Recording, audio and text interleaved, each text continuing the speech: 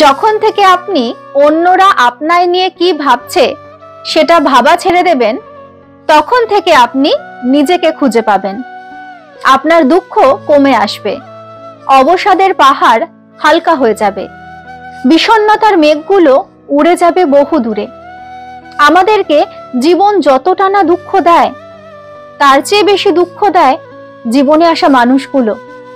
আর আমরা সেই দুঃখগুলোকে দ্বিগুণ করতে ভাবতে থাকি সারাদিন তারা কি ভাবে আমাদেরকে নিয়ে। ফলস্বরূপ আমরা নিজেরাই নিজস্ব নিয়ন্ত্রণ হারিয়ে ফেলি এক সময়।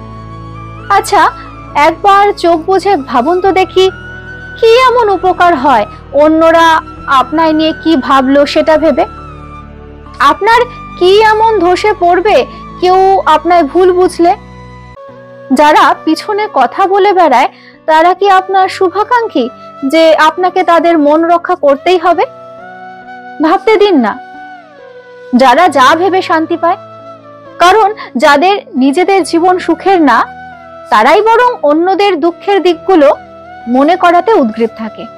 আর আপনি কি না বুঝে পা দেন তাদের ফাঁদে? আপনার সুখ আপনার কাছে। আপনি যদি চান নিজেকে সুখী রাখতে, তবে আপনাকে ঠেকানোর কেউ নেই। সমালোচনা, নিন্দা, মিথ্যাচার এসব করার জন্য কিছু নিচু মানসিকতার মানুষেরা থাকবেই পৃথিবীতে, তাই না?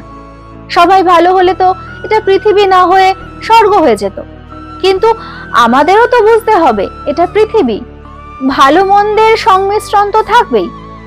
তাই তো কেউ কিছু বললেই গায়ে মাখা যাবে না, কষ্ট পেয়ে গুটিয়ে নেওয়া যাবে না নিজেকে।